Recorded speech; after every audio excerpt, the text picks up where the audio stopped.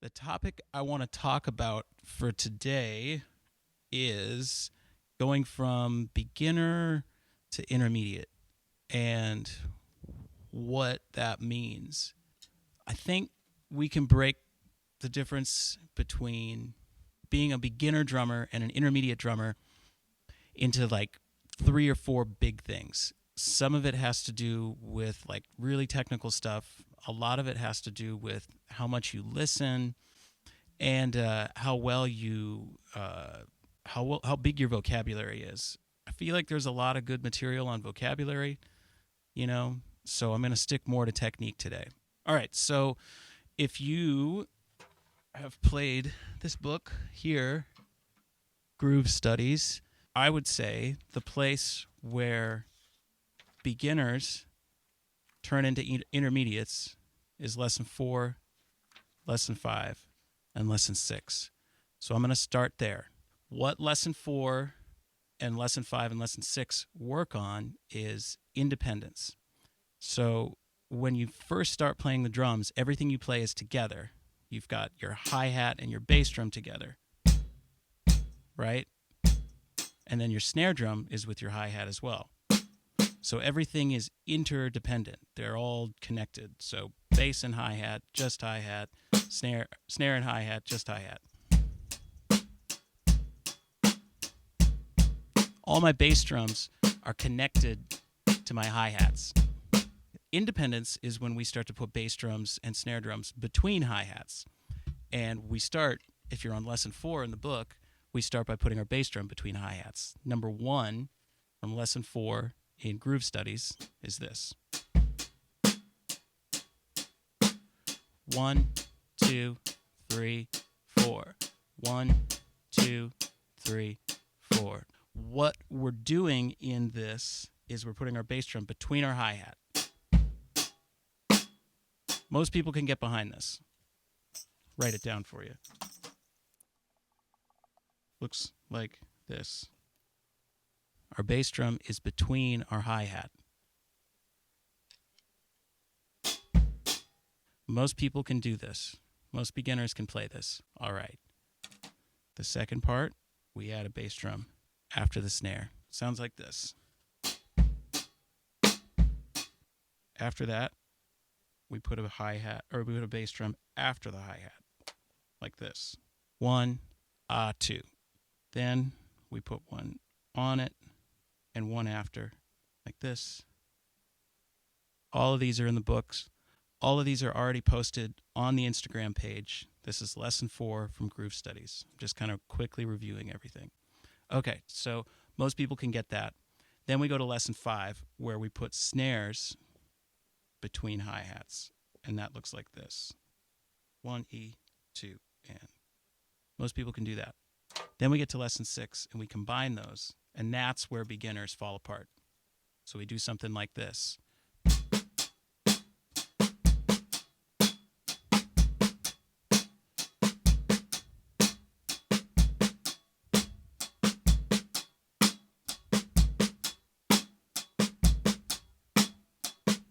If you're still a beginner, that's going to give you a lot of trouble. And for some people, they can't get their heads around it at all. So what I do if people get stuck is I give them an exercise that I'm going to show you guys. Okay, number 1, kick, kick, snare, snare, kick, kick, snare, snare. Number 2, snare, snare, kick, kick, snare, snare, kick, kick, right? Okay, this I will post a clean version of.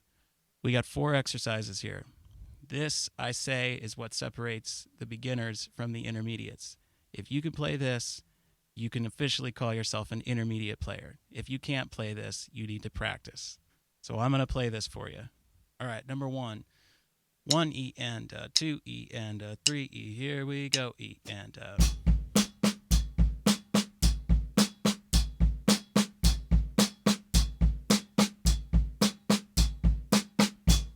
Number 2, it's just that backwards. 1, 2, 3, 4. 1, 2, 3, 4. Okay, number 3, we do what's called inverted. So it goes kick, snare, snare, kick, kick, snare, snare. Here we go. E and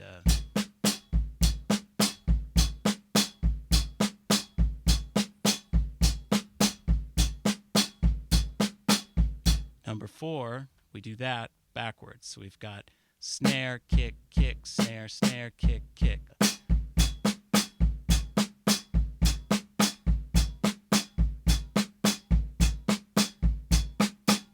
So we'll do the whole thing. 1, 2, 3, 4.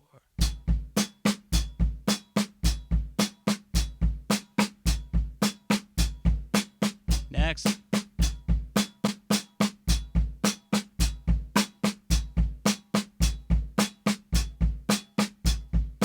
Next.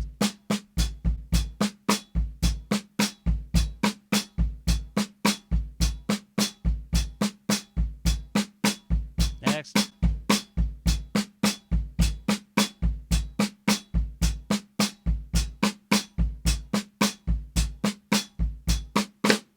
There you have it. If you're a beginner, you can't play that.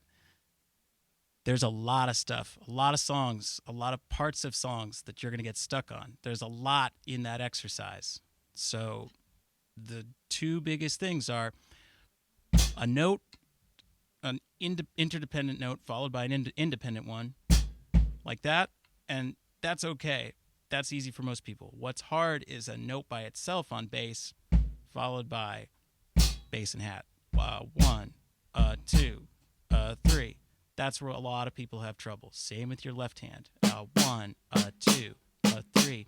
And tying it together.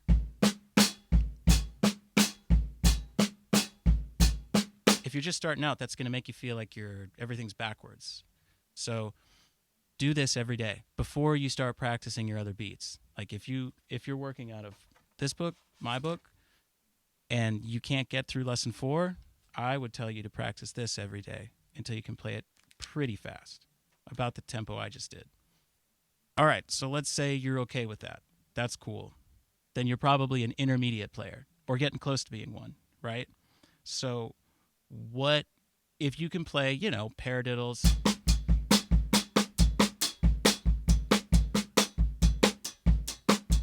you can do something like that. You've got that much freedom between your feet. What's the next big important thing? Well, I would say you could start to change voices. If you haven't done that already, you can add your left foot and you can start to add dynamics. So you can take something like lesson 6 out of this book. Lesson 6 is really the most important lesson in this book. Let's take lesson 6, number 1. Waboosh. Okay? 1, 2, 3, 4, 1, 2, 3, 4, 1. Right?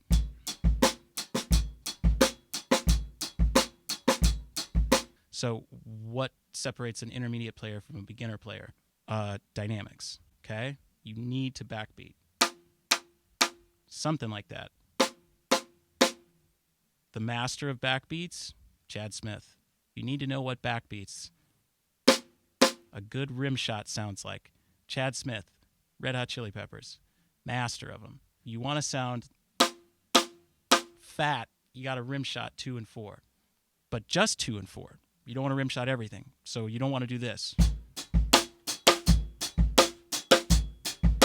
That's too much. Just 2 and 4.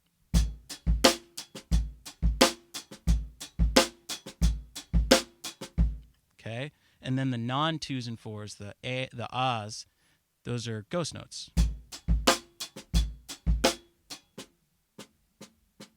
That's your note. David Garibaldi's got a book called Future Sounds. He talks about 3 sound levels, maybe more. But you've got big notes. You got medium notes. Those are like your talking notes. And then you got ghost notes. They're called ghost notes because they're meant to be felt more than they're meant to be heard. Again, master of ghost notes, Chad Smith. Dude is a beast. So loud notes louder, quiet notes quieter.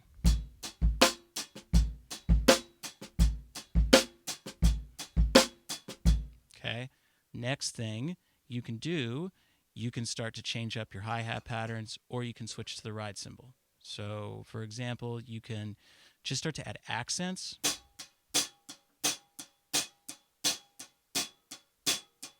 Okay, this is like a push-pull thing.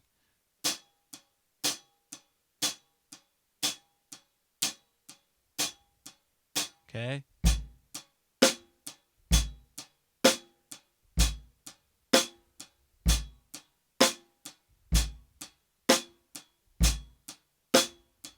And you do that with number 1.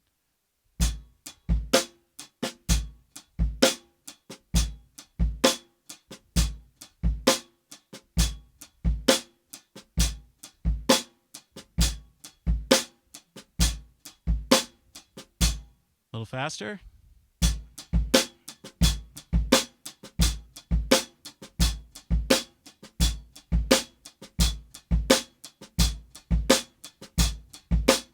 Okay, so listen to the difference between what I started with and that.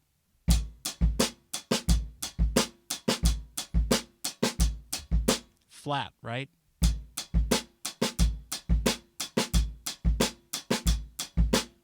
Now, with dynamics.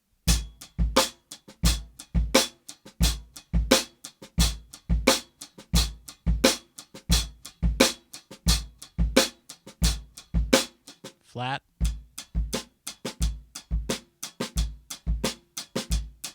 That's just like level 1, too. I mean, you can accent upbeats.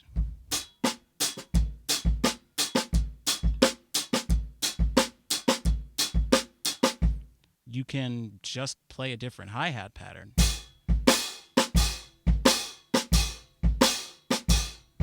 You can add more notes.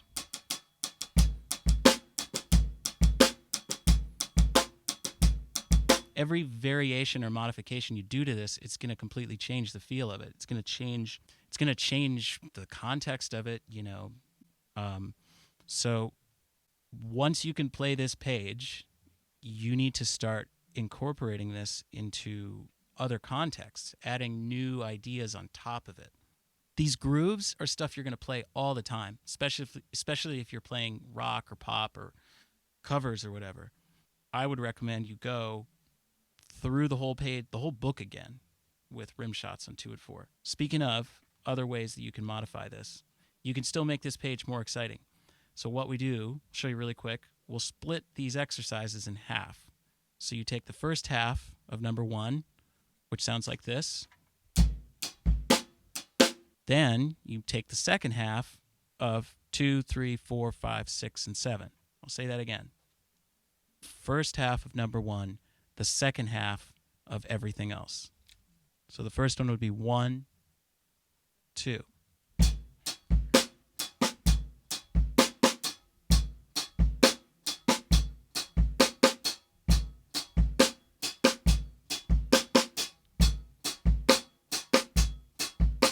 Next one is 1, 2, 3, 4 E and.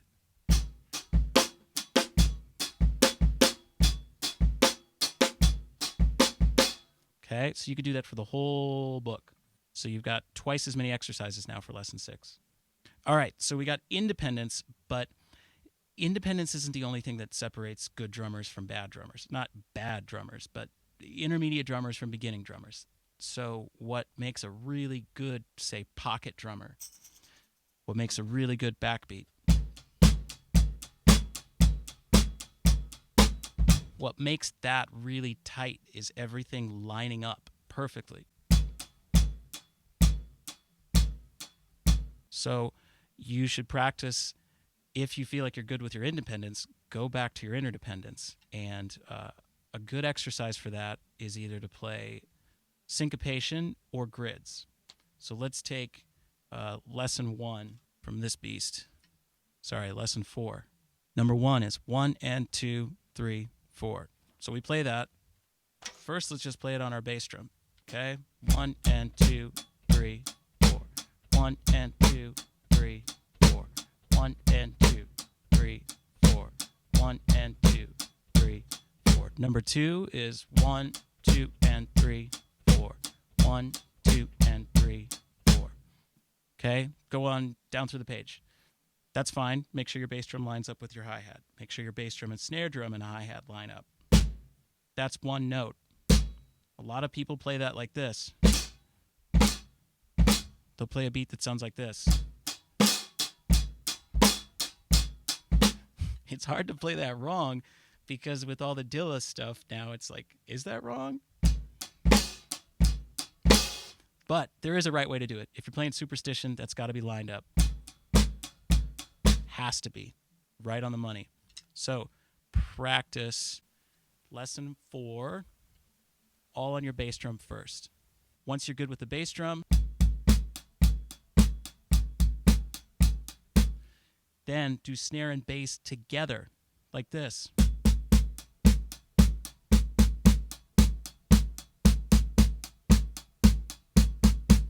Number 2.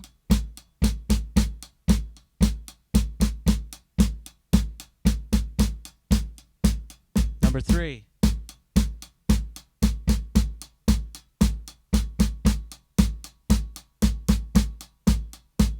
Number 4.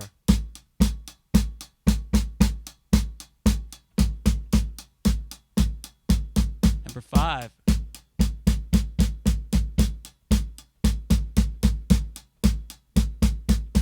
So on, so forth. You get it. You hear these notes. That's one note. It's not...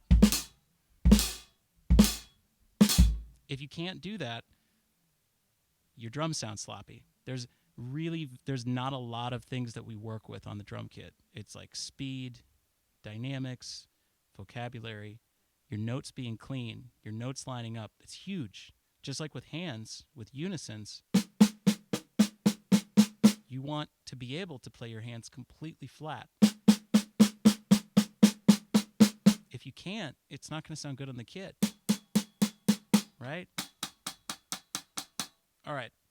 So we got, just to review so far, we've got this beginning exercise.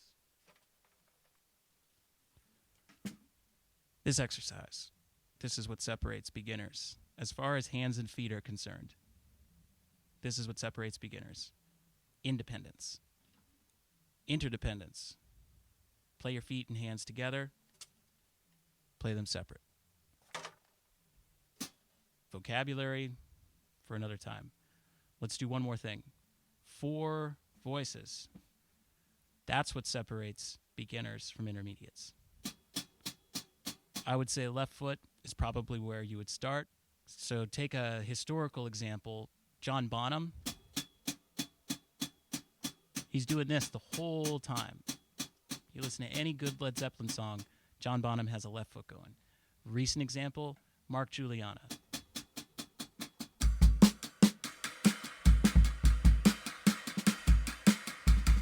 Left foot going. In some ways, the left foot is kind of the new right hand today. If you can keep that going, you're free to do whatever you want with your hands.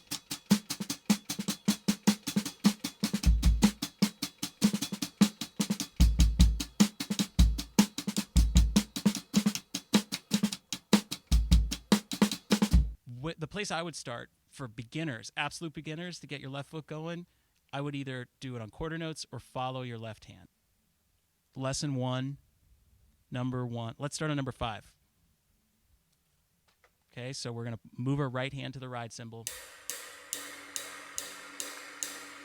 I'm going to start with hi-hat in 2 and 4. So 1, 2, 3, 4. 1, 2, 3, 4.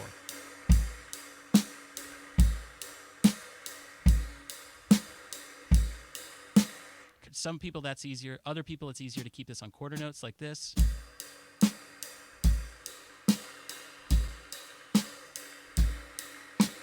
Doesn't matter, whichever one's easier. The next level from there, I would say go to eighth notes or go to upbeats.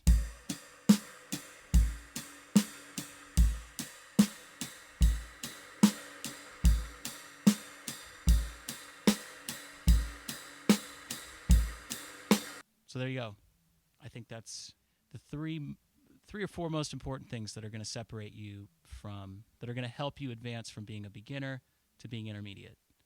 To review, we've got independence, interdependence, dynamics, and 4 voices. If you have any questions, shoot me an email at thedrummerbrain@gmail.com. Anything else, just let me know. Thanks for tuning in. Happy drums to you. See you next time.